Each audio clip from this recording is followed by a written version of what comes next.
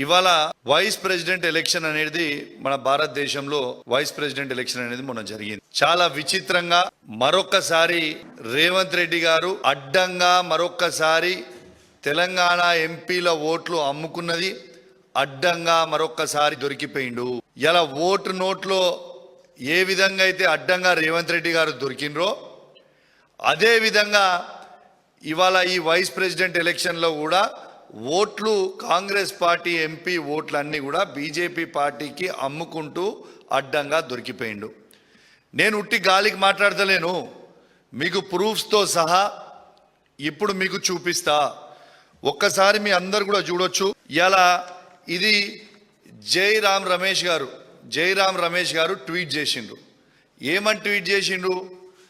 మా ఇండియా వాళ్ళకి సుదర్శన్ రెడ్డి గారికి ఇలా జైరామ్ రమేష్ గారు ట్వీట్ ఏమని చేసిండ్రు? సుదర్శన్ రెడ్డి గారికి 315 ఓట్లు పడ్డాయి. ఇది ఆపోజిషన్ పార్టీస్ 100%గా వచ్చి ఓట్లు వేసిర్రు. ఇది 315 ఓట్లని స్వయంగా జైరామ్ రమేష్ గారే ట్వీట్ చేసిండ్రు. నేను చెప్పింది ఏం కాదు, ఇది జైరామ్ రమేష్ గారు ట్వీట్ చేసిర్రు. ఇది అందరు కూడా సరిగా చూసుకురు కదా, కావాలంటే చదివి కూడా వినిపిస్తా. జైరామ్ రమేష్ గారు tweet: The voting in the vice president election is over. The opposition has stood united. All its 315 MPs have turned up for voting.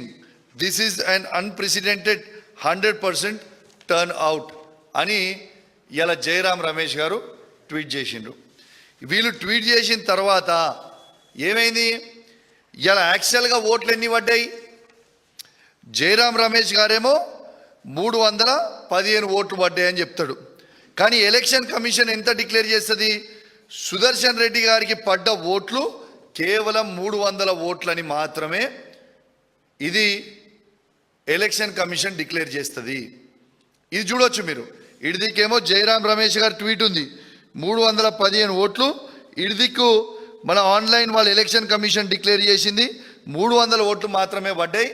452 మాత్రం బీజేపీ సపోర్ట్ చేస్తున్న క్యాండిడేట్కి పడ్డాయి అనేది క్లియర్గా ట్వీట్ చేసిండ్రు. ఇది అయిపోయిన తర్వాత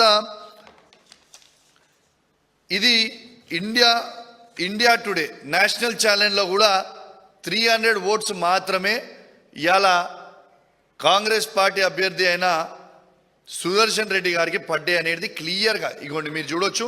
ఇది కూడా చూడొచ్చు ఇండియా టుడేది. ఇలా ఇండియా టుడే తర్వాత ఎన్డీటీవీలో కూడా ఆన్లైన్లో వాళ్ళు వేసింది కేవలం 300 ఓట్స్ మాత్రమే కాంగ్రెస్ క్యాండిడేట్కి దొరికిన ఓట్లు పడ్డాయి అనేది క్లియర్గా దీంట్లో మీరు చూడొచ్చు. ఇవాళ నేను అనేది ఏంటంటే,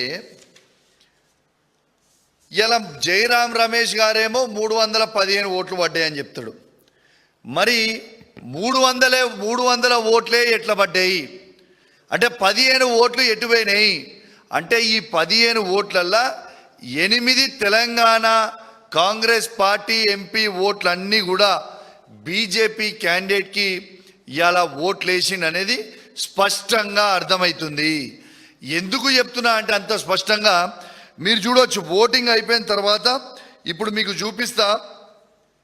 ఓటింగ్ అయిపోయిన తర్వాత ఇగోండి రేవంత్ రెడ్డి గారు వారి ఎంపీలందరూ కూడా పోయి నిర్మలా సీతారామన్ గారికి కలిసి బొకే ఇచ్చి మేము ఓట్లు మీరు చెప్పినట్టు ఓట్లు మేము ఖచ్చితంగా బీజేపీ క్యాండిడేట్కి వేసిరు మా ఎంపీలని ఇగోండి ఇది క్లియర్గా చూపిస్తా ఉన్నా. ఇవాళ రేవంత్ రెడ్డి గారు మరియు వాళ్ళ ఎంపీలందరూ కూడా పోయి మేము ఓట్లు వేసినామని నిర్మలా సీతారామన్ గారికి షాల్వా కప్పి బొకే ఇచ్చింది మీరు స్వయంగా చూస్తూ ఉన్నారు. ఇక నిర్మలా సీతారామన్తో పాటు నితిన్ గడ్కరీని కూడా ఆ రోజు కూడా కలిసిండ్రు. మీరు క్లియర్గా చూడొచ్చు. ఇది ఎవరు పెట్టిర్రు? ఇలా కాంగ్రెస్ పార్టీ సీఎంఓ ఆఫీస్ పెట్టింది, తెలంగాణ సీఎంఓ ఆఫీస్ పెట్టింది. కాంగ్రెస్ పార్టీ ఎంపీ ఇగోండి ఆయన దాంట్లో నుంచే నేను కిందికి తీసిన ఇగోండి ఇది పెట్టింది మీరు చూడొచ్చు, క్లియర్గా చూడొచ్చు. దీంట్లో నితిన్ గడ్కరీకి ఇచ్చిర్రు. సరే వీళ్ళిద్దరిని ఎందుకు కలిసిర్రా బాబు అని మేము అడిగితే మేమేదో తెలంగాణ అభివృద్ధి కోసం కలిసినామనో ఏదో అని చెప్తుండొచ్చు. సరే మంచిది, అట్లనే కూడా చెప్దాం. మరియు ఎలక్షన్ అయినాక స్పీకర్ని ఎందుకు కలిసిర్రు?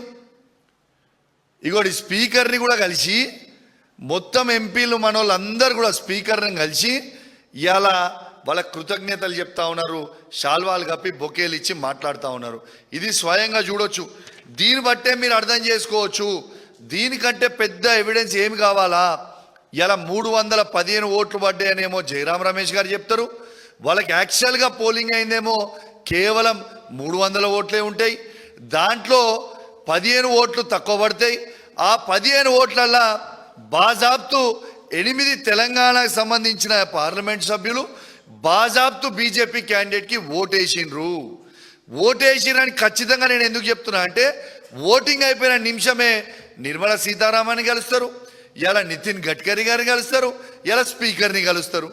ఇలా మరి దీని అర్థం ఏంటిది?